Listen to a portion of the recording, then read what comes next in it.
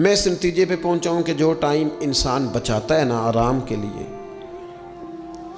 اس time میں بے پناہ سستی اسے گھیر لیتی ہے۔ ہم چھوٹے ہوتے تھے بچپن میں، اسکول سے ایک چھٹی کرتے تھے، پھر دوسری کرنے کو بھی دل کرتا تھا، دوسری کرتے تھے، پھر تیسری کرنے کو بھی دل کرتا تھا۔ گاڑی اسی کا نام ہے جو چلتی رہے، ڈیوٹی اسی کا نام ہے جو ہمیشہ کی جائے۔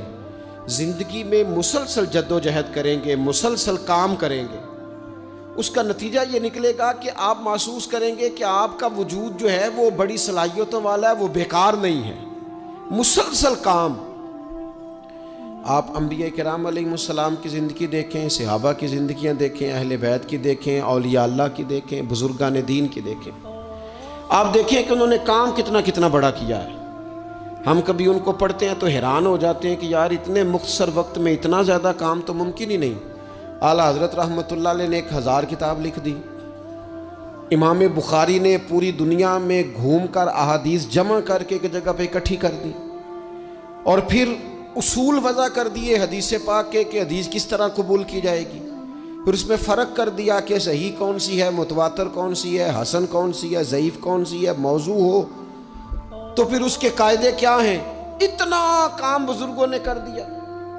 جد و جہد تھی زندگی میں، مسلسل ڈیوٹی کرتے تھے۔ جب مسلسل کام کرتے ہیں نا، نبی پاک صلی اللہ تعالیٰ علیہ وسلم نے فرمایا جو آدمی محنت کرے، کوشش کرے اور شام کو تھک کے سو جائے، اللہ اس کے پچھلے گناہوں کو معاف فرما دے گا۔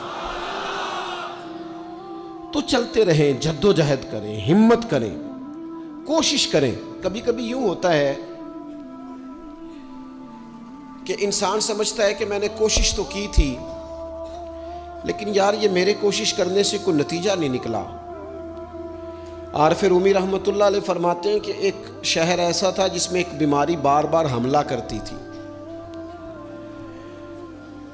تو 3-4 پہاڑیاں ایک دوسرے کے اوپر تھیں، اکٹھے پہاڑ بنے ہوئے تھے، اس کے اوپر وہ جڑی بوٹی تھی جس سے اس بیماری کا علاج ہوتا تھا۔ تو کئی حکیموں نے بتایا کہ اگر وہ جڑی بوٹی حاصل کر لی جائے تو تمہارے شہر کے لوگ صحت یاب ہو سکتے ہیں، پر وہ 4 پہاڑیاں اوپر نیچے، اور پھر ڈھلان بڑی سیدھی تھی، جو پیر رکھتا پھسل جاتا، کوئی جرت ہی نہ کرتا اوپر جانے کی، لیکن لوگ بیمار تھے، تکلیف میں تھے۔ بالآخر ایک شخص نے ارادہ کیا کہ کب تک لوگوں کو بیماری سے سسکتے، تڑپتے، مرتے دیکھتا رہوں گا۔ اس نے کلاڑا اٹھایا، ہتھوڑا اٹھایا، پہاڑ کاٹنا شروع کیا کہ میں سیڑھیاں بناؤں گا اوپر جانے کے لیے۔ فرماتے ہیں کہ وہ پہاڑ کاٹ رہا تھا تو جو قریب آتے تھے نا، وہ اسے کہتے تھے پاگل ہو گیا تو اکیلا بندہ کیسے پہاڑ کاٹے گا، بیوقوف ہے، چھوڑ دے۔ اس نے کہا یار تم ساتھ نہیں چل سکتے تو حوصلہ شکنی تو نہ کرو، مجھے کچھ کرنے تو دو۔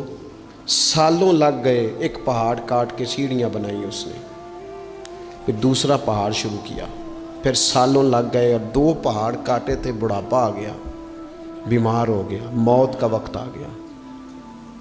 اب چونکہ سیڑھیاں بن گئی تھی تو 2 پہاڑ کٹ گئے تھے، وہاں تک لوگ آنے جانے لگے تھے۔ این اس وقت جب وہ دنیا سے جا رہا تھا، پھر بھی کچھ لوگ حوصلہ شکنی کر رہے تھے، اسے کہہ رہے تھے خدا کے بندے کیا نتیجہ نکلا۔ کچھ لوگوں کی ڈیوٹی ہوتی ہے اپوزیشن کا کردار ادا کرنا، وہ ہر موقع پر حوصلہ شکنی کرتے ہیں۔ اب اس پر آخری وقت آ گیا ہے، باوجود اس کے کچھ لوگوں نے جا کے کہا کیا نتیجہ نکلا جی، تیرے اوپر موت کا وقت آ گیا ہے، تو اوپر تک تو جا نہیں سکا، فائدہ کیا ہوا؟ وہ کہنے لگا بیوقوفو تمہیں پتہ ہی نہیں میں کامیاب ہو کے جا رہا ہوں۔ انہوں نے کہا کس طرح؟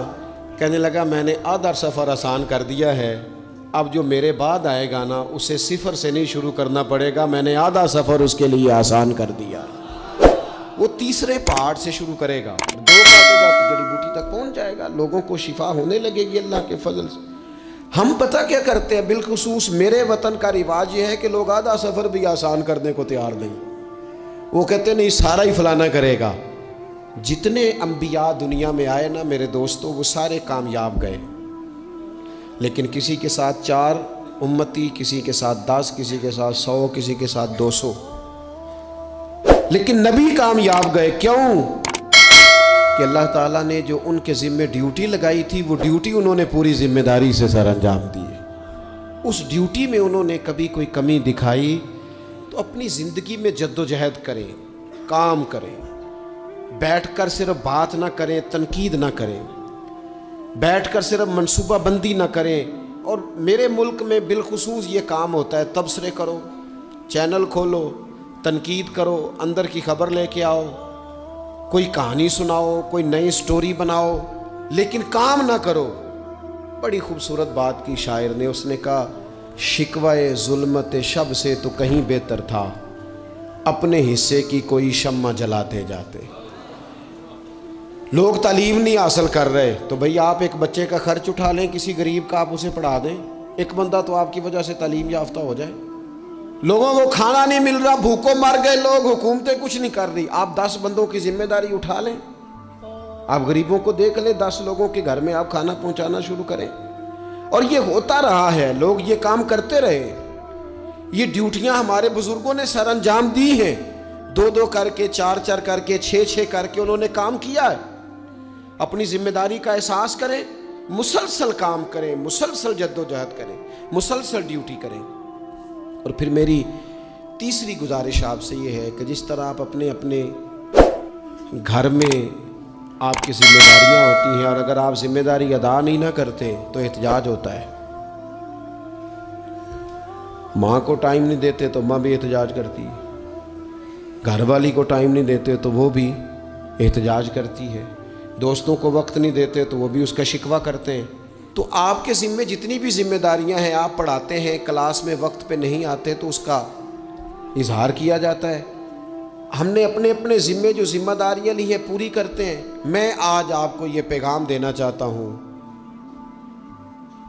کہ ایک ڈیوٹی دین کی بھی اپنے ذمے لیں، ایک ڈیوٹی، ایک کام اپنے ذمے لے لیں۔ آپ اپنے علاقے کی مسجد میں جھاڑو دینے کی ڈیوٹی لے لیں، آپ یہ ذمہ داری لے لیں کہ مجھ سے کچھ نہیں ہو سکتا تو میں ہفتے کے بعد مسجد میں جاؤں گا اور قرآن مجید کو میں صاف کر کے، جھاڑ پونچھ کے، ترتیب کے ساتھ مرتب کروں گا۔ مجھے اگر ناظرہ قرآن مجید ٹھیک پڑھنا آتا ہے تو میں 10-11 بچوں کا روز سبق سنوں گا، آگے پڑھاؤں گا۔